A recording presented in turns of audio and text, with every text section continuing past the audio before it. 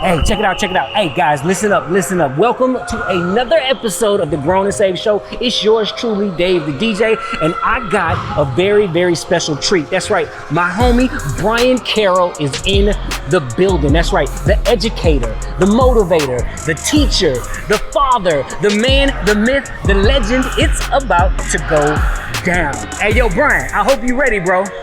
Where we at? I'm ready, man. How you doing? It's about to go down. Look, it's been a long time coming, dog. You've been talking a lot of noise. You know. About this. Yeah, it's about to go down. But you play football, though. I can't stand playing basketball with football players, bro. I don't play like a football player. I got that finesse game. I'm an athlete, man. I can tell by the form already. Hey, look, I'm going to take it easy on you because I know you're getting old. The bones is a little frail. You know what I'm saying? I still got the juice, though. I'm super Carroll. I want to hear about Super Carroll. Okay. All right, we're going to definitely talk about Super Carroll. But right now, man, I ain't going to do you too bad. All right. We're just going to play a quick game of horse. Okay. Get loose. Since we at your home court, bro, I'm going to let you go first. I'm going to be a gentleman. I'm going to let you go ahead and hold it down, dog. I appreciate that. Let's do this. Better make it hard, dog. Get right here.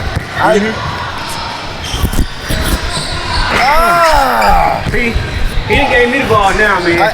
Look, I told you these football players don't really want it, man.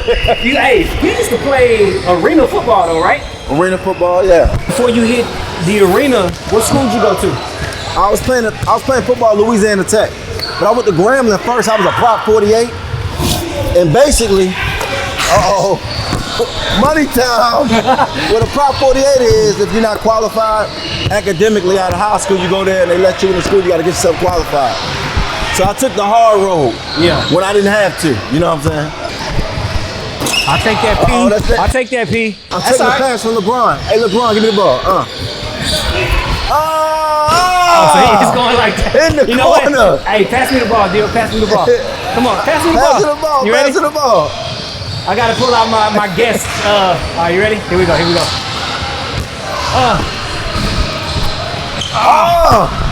What'd you major in, though? I got my degree in sociology. I started figuring out who I was when I got to college. I didn't know who I was, but I got saved when I was a freshman. Yeah. Started getting into that word, and for once, sports wasn't everything to me. Oh man, I'm hot. I'm on fire. This could be the G right here. This could be the G. I talk a lot of noise, but you got saved your freshman year in college. What was life like before that, bro? Walk me through that, man. We went to church on Easter. Okay. You just got saved just now. I lived in a very morally good house, good peoples, but I didn't even know Jesus was God's son. I didn't really know nothing about it. I just had this feeling in my spirit, like I didn't want to go to college and wild out. So I was like, man. So when I went to the thing, it was like a college ministry. I didn't hesitate. Usually, when you want to get saved, you be nervous about standing up, man. I didn't hesitate one bit. And from there, man, I just took off and got hungry. Oh. I'll take it from here.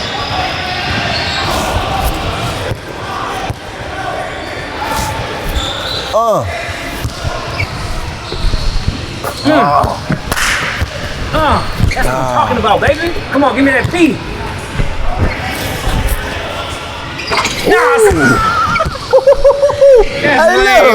Hey, look, they don't call me Super Carroll for nothing. Come here. First try. Put your hands up. All right, go. All the way up. There we go. Oh! Let's go! It's getting a little competitive right now. We're going to get back to the interview in just a minute. You ready? LeBron, pass the ball. Oh! Woo! I ain't even hit nothing on that one. I'm a hooper though, you know what I'm saying? I don't just play football. Super Carroll. Eyes closed. Oh! I'll take it. Oh! All right, here we go. All right, come on. I can't go out like this. Not on my own show. I know it's home court. He's Super Carroll, but it's about to go down. Buzzer beater right there. You got the buzzer. Look, let's get out of here, man. We gonna call it a draw. I don't want to hurt nobody. You know what I'm saying? I'm gonna give him the tie. We at his home court. I don't want to make him look bad in front of the people. You know so let's go finish this conversation up, then. Okay, let's do this. All right. All right, man. Look, hey, it is what it is. I told you I ain't want to hurt you, dog. You know what I'm saying? I had to leave with the tie. You know what I'm saying? Yeah. You wasn't ready for me to shoot over my son. Yeah, you surprised me.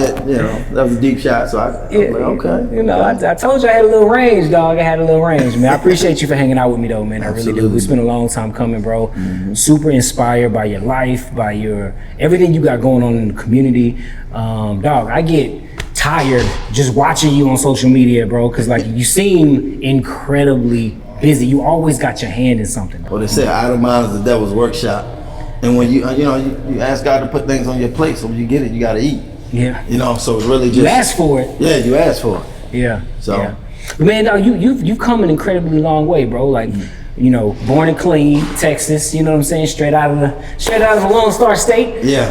By way of Baltimore, Maryland, back to H-Town. Yeah. Used to play arena football. Went to Grambling State. Dog, I just found this out earlier, dog, and I'm like super intrigued. But at one point, you almost got drafted to the MLBs out of high school. Yeah. Like, how did that happen? You know, I've been playing baseball since I was 7.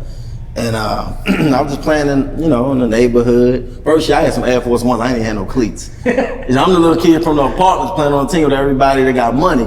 And they move you up, put you on the travel teams, they elevate and playing on these showcase teams, and just moving and shaking and doing my thing. And man, it got to a point where the word got out about me because I batted over 500. Dang. My junior year in high school. And I ain't even no baseball fan like that. I mean, I like baseball, but yeah, I do know that batting over 500 is super dope. Yeah, I batted over 500, led the state in triples, and I was fast. I was stealing bases, just, but I was just kind of raw with it. Yeah. So the scouts started coming to my games, and I loved it. I was like, man, it's exciting. I got a scout at my game, and I was hitting the ball well, stealing bases. I kind of like matured, grew into myself. My arm got strong, and things were looking good. I was getting invited to the pro tryouts, and I was, I ran a good 60. I hit pretty well. All this in high school, though. Yeah, this is my senior year. We're not talking about college. We're talking about high school. Senior year. Yeah, man. Ran a good 60. I ran a 6.7 in the 60. And you don't start no stance. You start sideways. So which makes sense because like if you stealing bases, like you stealing a base, and that doing pretty well on with the running and just delivering, man, when I was playing. And it was a great experience. I wish I had a better understanding, like I understand now, about how big it was. To me, I'm just looking at it like, oh shoot, I'm going to a pro trial. But I didn't understand the magnitude. Like, oh yeah, I'm about to go to the mall real quick. You know what I'm saying? Yeah, I didn't understand the magnitude. No, bro, like there's money involved in this. Yeah, for real. Most kids dream about going to the MLBs. But okay, so what happened though? You got the draft, the potential of playing pro baseball.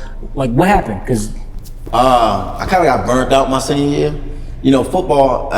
I grew in football as well. So I was the first team All-State, led the state in interceptions. I was #1 DB in the state of Maryland in football that year. So I'm getting offers from Virginia Tech, South Carolina, NC State, these major schools. So it's like that Friday Night Lights. That was exciting. Especially in Texas. Yeah, you know what I'm saying? You know what I'm saying? And I loved it in Maryland, so I can only imagine how it would have been in Texas. But looking on ESPN, watching football, and then watching the College World Series was dope. But it was like, nah, I'd rather play football. So it was like baseball was cool, but football was like your first love. Yeah.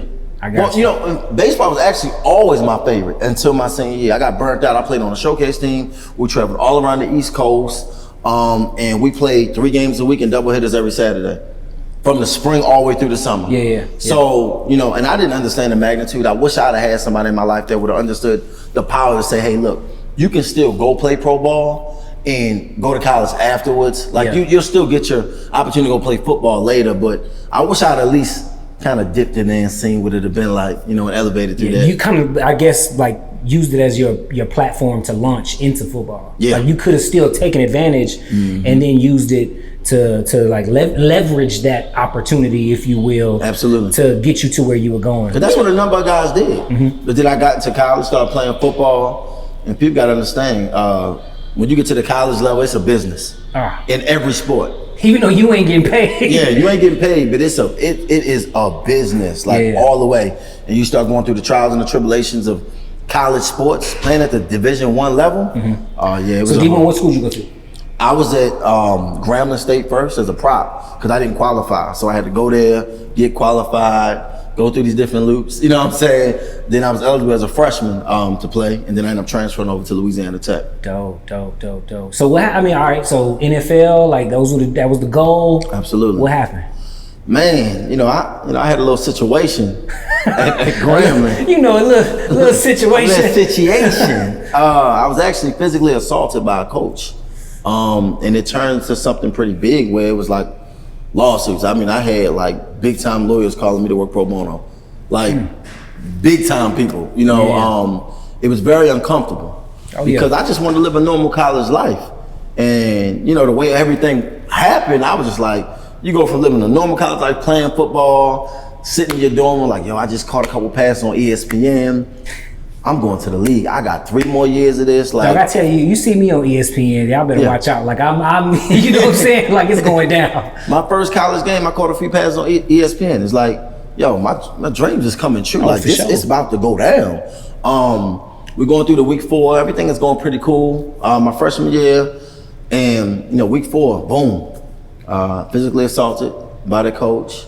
I mean, to the point where I had to go to the hospital. You know what I'm saying? I had a seizure. And everything changed, man. I just wanted to live a normal college life. I was very uncomfortable with how things went. I didn't know how to navigate through that situation. I kind of just wanted to be gone. That was the same time like Maurice Claret was having all this stuff with Ohio State, and I didn't want to be on ESPN for all of that stuff. Not to say I was as big as him. I'd rather be on ESPN for my talent. Exactly. And I just wanted to live a normal college life. And so when I thought about transferring, I thought about going back home to University of Maryland or something like that. But I was like, man, I just got saved. And I promise you, for once, sports was not everything to me. And I could not leave that spiritual covering. I couldn't leave. So Louisiana Tech was right up the street. So I said, bet, I'm gonna go to Tech. I said, they D1, they out of conference games of Miami. I'm talking about Sean Taylor, Antro Roll. Oh, for sure. Miami. You know what I'm saying? I'm talking about back then Miami. We playing Auburn, Tennessee, all these big schools in out of conference games, and we still got a Division I schedule. So I'm like, bet, I'll go there. Well, little did I know, the game of how college football goes and what you get yourself into by transferring to a school 5 minutes up the street in the midst of everything that was going on. So basically, it was like, you got to drop the charges. So what you're saying is, because I've heard you say this a couple times, it's almost like, man, I didn't have the guidance that I needed at the time to kind of help me navigate through this sticky situation, right? Absolutely. You said, man, college ball is more than just playing ball. It's a game, it's a system, there's politics involved. And then, dog, what you went through, even though it was over, it wasn't over. Like it still followed you to the next school. You got a reputation. Even though it wasn't your fault. Absolutely, not at all. And I before I even came down, I'm thinking, man, I was more highly recruited than the guys at this school. So I'm gonna go in here. We done 7-on-7 against them. I'm good. Like I'm about to come in here. I'm gonna do my thing. If it's may the best man win, let's go complete. Let's go compete, right? They said I had to drop the charges before I came. So I was like, bet. Against my mom's best wishes, against my family, everybody's like, boy, you better not do that. But you 18, you think you know what you want to do. I had no idea the big picture. I didn't have I'll say the proper guidance in a sense where, because there was some guidance. You know what I'm saying? Because mama know best, but when it comes to sports, who listen to their mama for real? You know what I'm saying? Like, who if they listen to their mama? You know what I'm saying? So they just wanted to play ball. I love you, mama, but I wasn't listening to my mama, and I ended up dropping those charges, man. And I just, it was like a downward spiral. Now, it helped me to realize what I was made of because I remember the first time I came to a meeting at Tech. And they showed a highlight video, and it was this running back, Ryan Most, dude, coldest running back I've ever seen, the truth. I was like, damn, it's a team. It's only this one dude. Then they gave a dude a scout team award. And I was laughing. I was like, this dude on scout team, that's trash. Like, little did I know that I'd be getting that award every year after that. Every year. Okay. Humble. But I never stopped working hard, never stopped going to practice. And, whenever it was my opportunity, I went in and dominated. So when I did get my opportunity to go in the game, when I got in there, I dominated, scored touchdowns, balled out, But sometimes we get so stuck on what we don't want. And your perspective drives performance. So now you can't even walk in who you are because you're so affected by by your feelings, because you're not really true to who you say you are. You know what I'm saying? Man, you know, when you're it's not like that walking in counterfeit alignment. passion. Yeah. Say it again. The counterfeit passion. Ooh. Like they talk, I'm a baller, I'm a hooper, I'm a football player, I'm this, I'm that. And because things don't serve you how you want them in that situation, you're not gonna give your all. Exactly. And you're not prepared mentally or physically.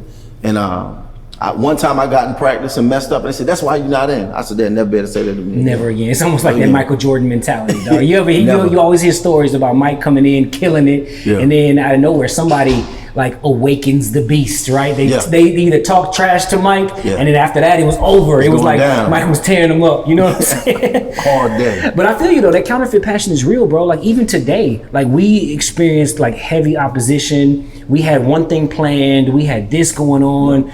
You know, and dog, I wanted to throw in the towel. Like I really did. I was like, man, you know what? This isn't what we planned. And I was ready to just be like, hey, you know, call it off or reschedule for later. But I'm so passionate about this. I'm so passionate about telling these stories that I was like, you know what? Like, I don't care if we have to stand outside with a camera and an iPhone, which DJ wouldn't let us get away, you know, with no iPhone. But if that's all we had to tell this story, bro, like I was gonna make it happen. No amount of opposition was gonna prevent us from being able to make this work, dog. Because your story from, I'm gonna let you keep going. But yeah, man, I feel you, dog. I feel you. So then after that, dog, you're at Louisiana Tech. Yeah. And you killing it. You doing your thing. Like, what happens next, bro? Because I see NFL coming. Yeah. I don't know. I'm that's what I'm passionate about. That's what I want. It's getting to the point where I'm starting to get reps. My first year there, I didn't really get too many reps. Second year, I go dominate in the spring. Go get about 130 yards in the touchdown in the spring game. But then, you know, still third string. But this how God ministered to me, right? It's a freshman, he was from Houston, still cool to this day. He come in, he see me doing 2 days, helping him out. He see me in the summer helping him out, giving him the game. But then on the depth chart, he in front of me. He looked uncomfortable. I said, man, I still got you. It was a bigger purpose between every single thing I was doing. Yeah. Most dudes who went through a piece of what I went through folded, they quit, they didn't graduate. I knew at the end of the day, I'm here to go to school. You know, and it's a reason why God had me in Ruston, Louisiana. Come on. It's a reason why I was in Ruston. And I'm not gonna let my emotions about how I feel about football in this moment mess up purpose. And it's easier said than done. After the games, I walked for an hour and just talked to God. Because when you want something so bad and somebody's taking something away from you or you're not getting it, that's a very depressing and it's hurtful. You know what I'm saying? No, for real. You know? So you said there was a reason you were in Louisiana. What was that reason? Man, to learn how to be a servant, to get saved, to get that foundation, learn how to be a servant. To this day, it's grown adults in Houston right now that I worked with. They were middle schoolers from a mentoring program. I saw that movie on the Disney Channel about the guy at Clemson. We played against Clemson at that time. We had custody of his brother. Me and my roommate had custody of a kid. A mentoring program. We had 2 twins. And they didn't need us as much, but their friend that came over, the first day came, we roasted them. We used to roast everybody out. We roasted him so that he left. It's only right, you know what I'm saying? He came back and he started being in our house every day, but his mother was struggling with drugs. And she had like a condition where, you know, health-wise, it was just bad. So, and the house was like a haunted house they lived in, the trailer. So we just went with him to support him at court. Against our coach's wishes, we had to miss practice. You know, the judge gave us custody. No lie, man, we had custody. Doc, so hold on. So you mean you get custody of, how old was the kid? He was 15. 15. They give these college kids 21. Custody of a 15-year-old. Like, and how did that, like, bro, I had no idea, but how did that not just happen, but how did that unfold? Like, you know what I'm saying? Like, they obviously had to see something special in you guys to give you custody of a whole nother human, a teenager at that. Well, I'm gonna be honest with you, man. I was always wondering, like, where does my passion to want to help kids? My heart gets happy. You know, as an educator, my heart get happy when I walk into school, elementary, middle, high school, like. But it's because of the wounds I had from my dad not being there, and I subconsciously did not want anybody else to feel that way. So I made it my business to make them feel safe, secure, and loved. Right. So we got the mentoring program. They just at our house. We used to clown, go play catch with them, hang out, cook on the grill, stuff like that. But he ended up being there every day. To the point where he was sleeping all the time. We had to give him clothes and stuff. We was feeding him. And I'm like, you know, this dude's literally here all the time. And we just went to court to take him there. We was his ride. We wanted to support him. When you're in a little town, come home with no kid. when you're in a little town you know, the officers, the judges, everybody sees you as, when you're the football players in the little town, they see you as somebody like, oh, okay. Yeah. So they was like, oh man, these young men right here, these football players from here, these are great young men. And they literally she said, well, we're gonna give you temporary custody. And he lived with us for a few more months. Man, changing lives even before you were able to, you know, graduate from college. So yeah, definitely, clearly see the reason why. So fast forward a little bit, because you get into something that I really want to like zero in on. Okay. NFL, did it happen? Did it not happen? I mean, I know the answer, but like, what, like, how does that story, you know, come to a close? I won 3 Super Bowls. No, I was playing. Went to the Pro Bowl. What you mean? Went to the Pro Bowl, man. I missed my pro day. Broke my ankle. Oh. Yeah, doing something I wasn't supposed to do. Come on. Broke my ankle, man. Missed my Pro Bowl. God taught me a big lesson about humility right there. Get out, training, man, trying to get on.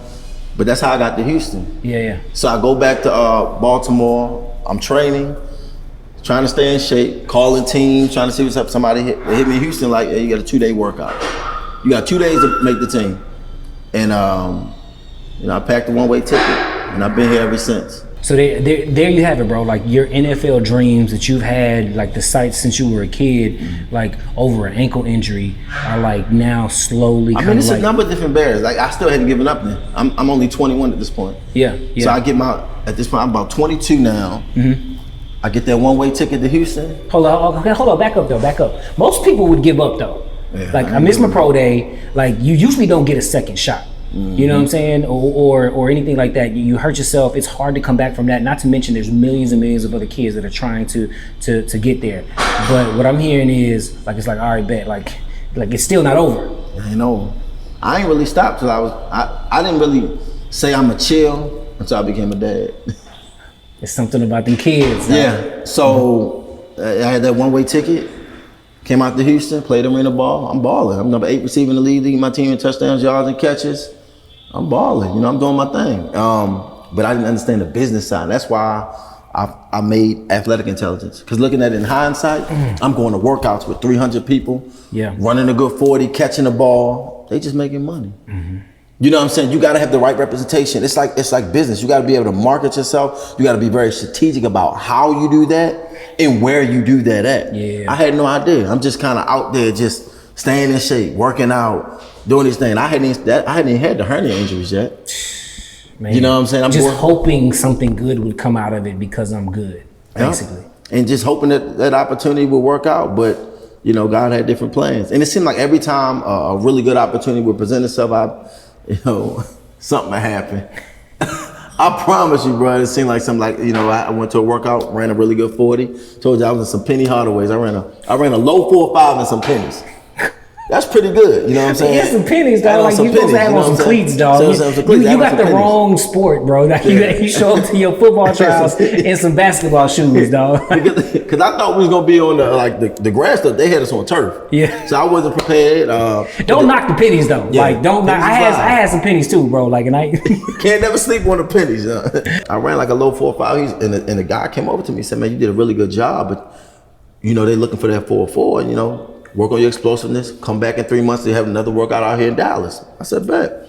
I'm over here squatting, through the heavyweight, not warming up, because I didn't know how to take care of my body. When you naturally athletic and you got your you think your six pack, I ain't never work on my core or nothing like that. I just worked hard, but I didn't always work smart. Had a little strain, that turned into me not being able to run for like 10 months. I couldn't hardly sit down, couldn't hardly walk. It was bad. I didn't have insurance at the time.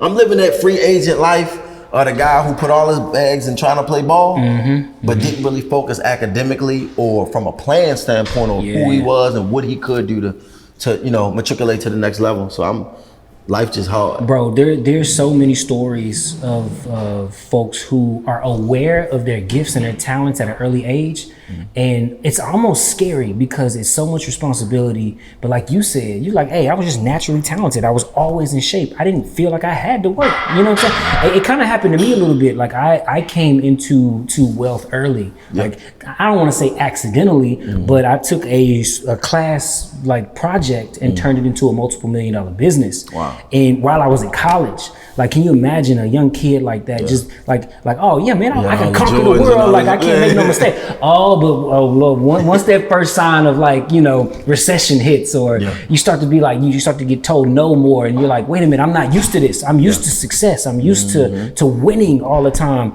I'm not used to taking L's, and I didn't know how to respond. Yeah. You know what I'm saying? And it sounds like even the same thing physically, when you're just used to always being in shape, always being like ready, and you know what I'm saying, in tip top physique.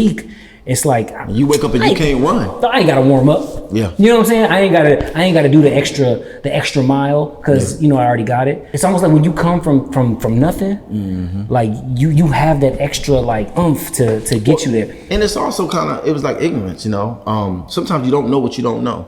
So if I've never experienced a hamstring injury or never experienced what is the effects of not warming up, I didn't know how necessary warming up was.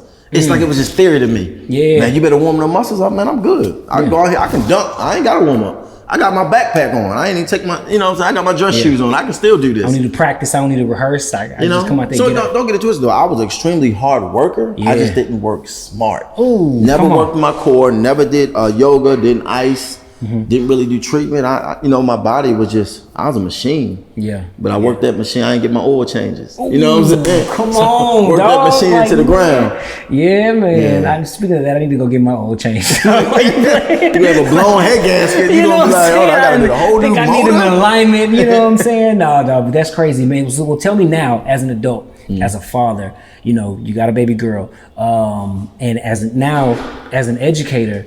How do you take that same mentality or that lesson and apply it to being successful as an educator now? Well, what I tell people is, man, everything you learn in sports is really the key to life. You know, one thing about athletes, I always say athletes not smart. Athletes are geniuses. Come on. We got to make these split decisions in tenths and hundredths of a second. And if you don't, you're going to get your head knocked off. I was a punt returner. You know what I'm saying? I gotta make quick. I gotta be able to track the ball, catch the ball, make you miss, and still protect myself and follow the plan of whether I gotta go left or right. Because the coach, that's where the blocks are set up at. Or as a quarterback, you dropping back. You gotta read the defense.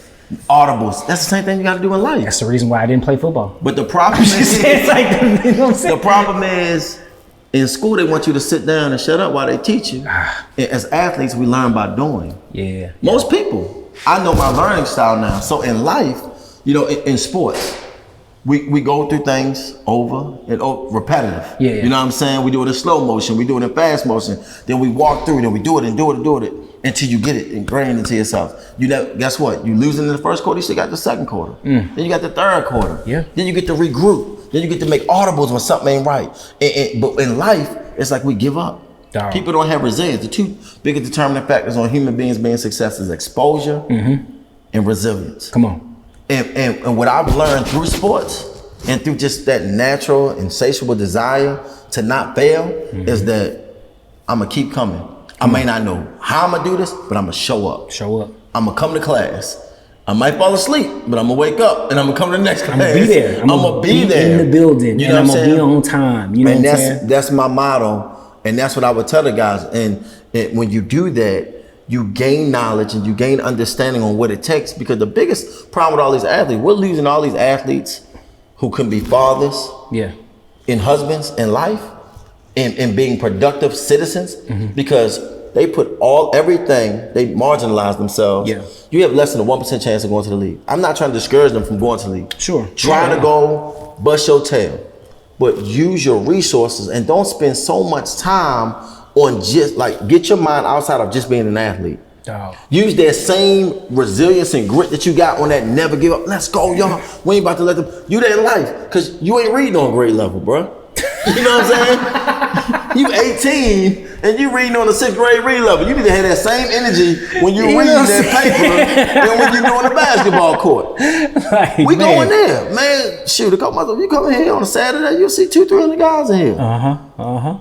You know, how many people have a plan though? How many people are even real with themselves from a humility standpoint? You know, I ain't D1. I was blessed enough to play D1. But some guys ain't D1. Yeah. You D2, you D3, you NAI. But guess what? You still going to school, you getting to play. Like, it's about understanding how to navigate that situation. Yeah. And dog, being completely honest with yourself. Yeah. Like, that's probably, you said something too, like a lot of boys ain't D1, but they don't want to admit it. Yeah. You know what I'm saying? Like, I was smart enough to know that I wasn't the best basketball player in my community. You know what I'm saying? You could go play somewhere. I could, yeah. I knew my strength. I knew that I wasn't finna dunk on nobody. So I ain't got no sense being in the key. Yeah. But I know that you gonna have to guard me from half court. Yeah. You know what I'm saying? Yeah. Like that's my sweet spot. Yeah. But you throw me into the key, like, nah, I'm getting thrown around like a little rag doll. Like, no, it ain't finna happen like that. That's why I didn't play football. You know what I'm saying? I gotta be honest with myself. And man, dog, like it's something that a lot of people don't have, that self-awareness piece, bro. But I see you impacting and making a major difference in the lives of young people as an educator. I see you taking that same grit and turning it into a nonprofit. I see you taking that same grind and investing into your daughter as a father. Even there's some adversity there as well. You know what I'm saying? Is that what Super Carroll is all about? It's crazy, man. I was working at a school across the street from here. My second year teaching. I was in a self-contained behavior class. I'm certified in special education. You had to be labeled emotionally disturbed or bipolar to be in the class. So, to say the least, the class was off the chains. God saw fit to have me in that class because I didn't want to be in that class. I was a co-teacher. They knew that I did pretty well with discipline, so I had to sub in there a couple of times when the other guy was out. Man, it was off the chains, man. There was kids in there from group home, just a lot of dysfunctional, traumatic situations. And it was off the chain. Like, they would fight, they would bite. Dang. Middle school, it was off the chains. Bring weapons to school, and I protected them, the two teachers' aides. And every day I would come, man, I would listen to ET videos with the kids. Come on, ET. And I would pour out my heart. Yeah. Like, y'all better than this, y'all. Because I used to work at the group home where like 3 of the kids in the class was living at. And I mean, these kids, like, it's normalized you've been molested. That's normalized in these homes. Man, and I used to just pour out my heart. We used to listen to ET videos and I just start breaking down and pour out my heart. And every day, they would come in, he's here to protect us, Super Carroll, Super Carroll. That's what the 2 teachers' aides would say. And they were so supportive. They were so loving, God-fearing women. And that's how Super Carroll was born. Because I wanted to inspire the kids that you're super, not because all superheroes don't wear capes. Come on. You ain't walking around like doing some beating up bad guys, but you beating your flesh in a sense where like you're being honest.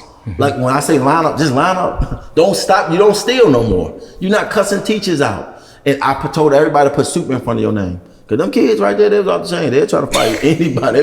Listen, yo, you ain't got to tell me. It went down in the behavior class, bro. But that's where Super Carroll was born. Like, you're super if you do these things. Yeah. And that's how I started writing the books, because I want them to see somebody that they can reach out and touch.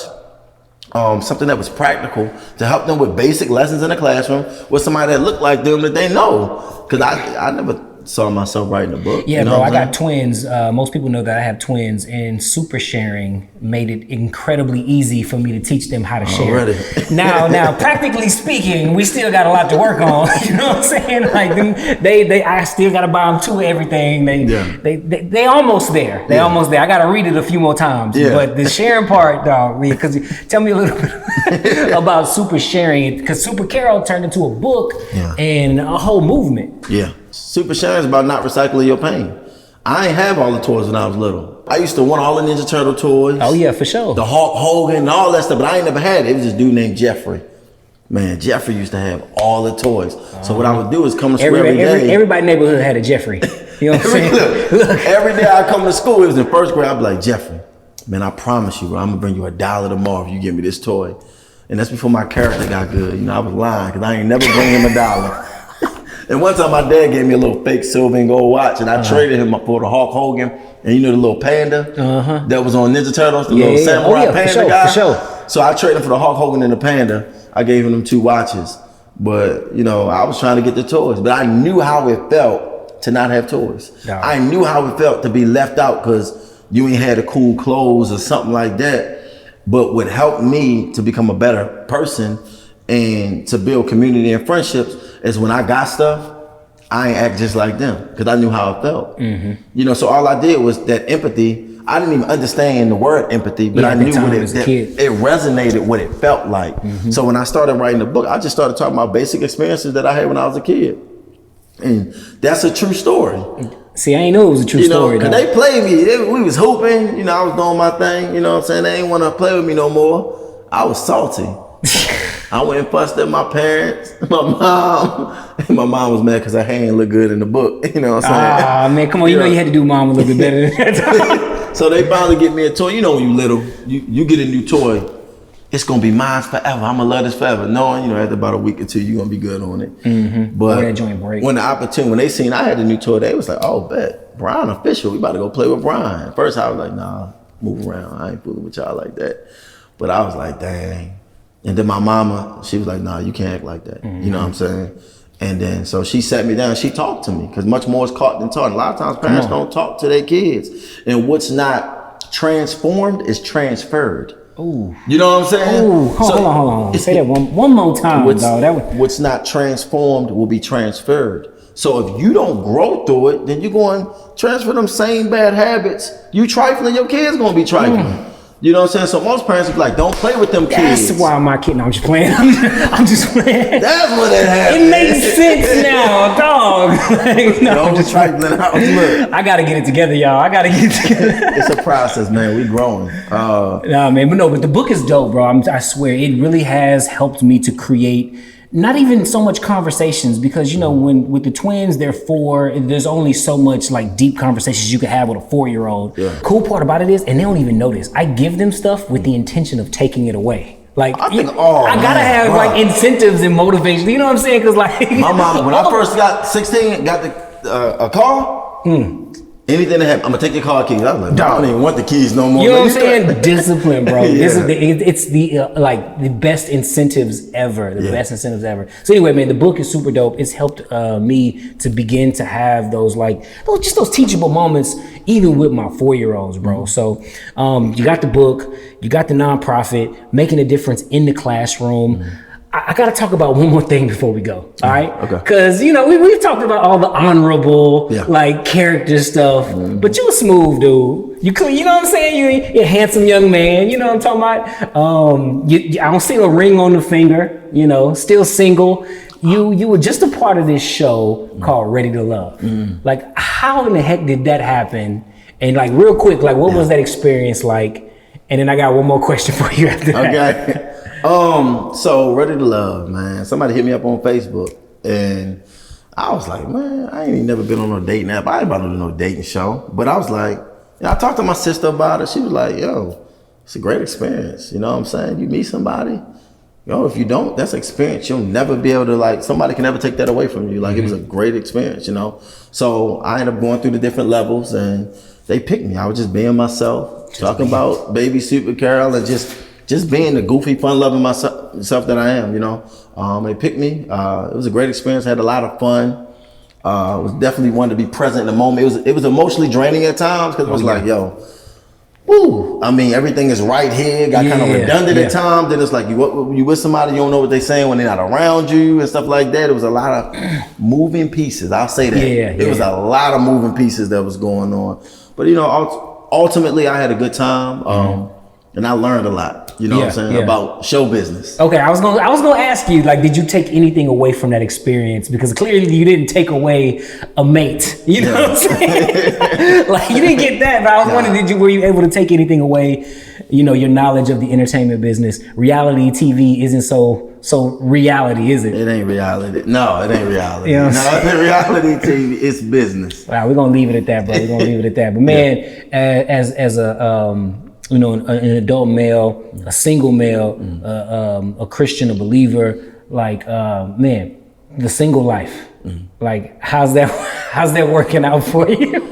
Man, well, when you're a parent, and when you're really in tune with God, I think it helps when you know who you are and whose you are. Come on. You can be that much more intentional. So back when I was being a little thought, just kind of being young, wild, and free, I didn't have these different criteria. I was like, okay, she fine. I mean, I ain't thinking about that was the it. future. That was the Cool. factor. Yeah, she fine. We about to have some fun. But now, being a father, desiring to be married, and to have a family, and thinking about legacy and being mature about how I move, it's a lot harder. And I want somebody who enjoys the day-to-day things of being a wife. Yeah. And the day-to-day things of being a mother. You know what I'm saying? And those things are important to me. Conflict resolution. You know what I'm saying? What are your core values? How do you feel about marriage? How do you feel about parenting? How do you feel about God? Yeah. You know what I'm saying? Do you just like you in a Bible belt and you just it's Sunday type stuff, or is it like, as for this house, we're gonna serve the Lord? You know what I'm saying? Like, can we pray together? How you act? You gonna give me the silent treatment when you mad at me? Are you patient? Are you kind? Do you hold a record of wrong? Like, are we gonna be on some 1 Corinthians 13, working towards that? Or we gonna be on some, you're gonna go on Facebook every time you get mad at me or something like because I don't want that, you know what I'm saying? Yeah, man, it's gotta be tough. It's gotta be tough, bro, out there in these single streets, dog. Like, hey, have you ever gone to the mall with your daughter and use her to help you break the ice with you won't get, come on now, like you gotta be little baby Super Carroll is the best wingman I ever would need. You know what I'm saying? Look, man, really. But you know what though? She used to, when she was like 1, my partners, like her little uncles and stuff like that, it was the male energy. She was cool. Women, she was side-eyeing you. Yeah. Unless you had like a super pure spirit. Cool. Anybody else, she was side-eyeing, but now she enjoys the more feminine energy. You know what I'm saying? So she likes that, so yeah, she definitely, yeah. I feel you. What are you? Anytime I post a video. just in case somebody out there is watching, like, what are some of those criteria? You don't have to give me the long laundry list. Give me like what's your top 3 criteria that you're looking for if love does happen to kind of like pass by? You know what I'm saying? I would definitely say somebody with a sweet, godly spirit, because working in education and just working with kids, I can't stand somebody who mean-spirited and impatient. I can't stand that. Because that's how you're gonna be with me. That's how you're gonna be with the kids. And we're not having that. We're not having that. So I like somebody that's sweet. You know what I'm saying? That's just a loving, patient person. Somebody who's honest, a growth mindset. Because we may not be where we wanna be, but you at least got the mindset to like, let's continue to elevate. And the humility aspect where you can be checked, whether it's by me, a friend, a family member, or the Holy Spirit. But you're open to it. To understand when you're wrong and so we can grow together. Somebody that's fun. Because I'm goofy. I might say something brilliant, but I might fart right afterwards. Like, you know what I'm saying? We trying to have some fun. That don't sound like fun. That sound funky. I'm just saying. Y'all heard it first. You heard the criteria. You heard the man is still single. So, ladies, if you're looking for love, look, all you need to do is dial 1-800. I ain't gonna put your business out there. 1-800 Super Carroll. Nah, but for real though, how can they stay in touch with you? How can people get in touch with you? Find a book, like get involved with your nonprofit, and my website is BryanCarrollAssociates.com. Associates got 2 S's in it for the people that can't spell. Some of y'all can't spell. I'm gonna Google it. My name is Bryan Carroll, BryanCarroll on Facebook. On Instagram is Super Carroll, SuperCarroll. And what's the email? supercarroll1@gmail.com. Yeah, but you everywhere though, man. You on IG. Yeah. You know what I'm saying? You on Facebook. You there. I'm on Black Planet. Look, he gonna take it back. Look. MySpace. You know what I'm talking about? Nah, man, I appreciate you, bro. Before we go, last question, dog. The Grown and Saved movement is taking off like never before. And before you leave, we ask everybody this, man. What does grown and saved mean to you? Like, well, the Bible says when I was a child, I acted like a child. I thought like a child, but when I became a man, took it to the next level. So grown and saved is really matriculating and maturing as you grow in Christ. Come on. You know what I'm saying? Now, I ain't saying, some people might be 14 at the same maturity as somebody that's 40 because you just got saved. You know what I'm saying? But, operating at the level that's at pace with where you should be, because that's between you and God. You know what I'm saying? So just being mature and continue to strive, Grown and saved. I love it. Well, there you go, guys. Grown and saved. That's a wrap. You've heard it here first, man. From beginning to end, from adversity to victory. Look, man, bro, I appreciate you for hanging out with me, man. Appreciate your story. Appreciate you for inviting us in to your world and letting me kill you on that basketball court. You know what I'm saying? Already. That's the wrap, guys. We'll see y'all next week.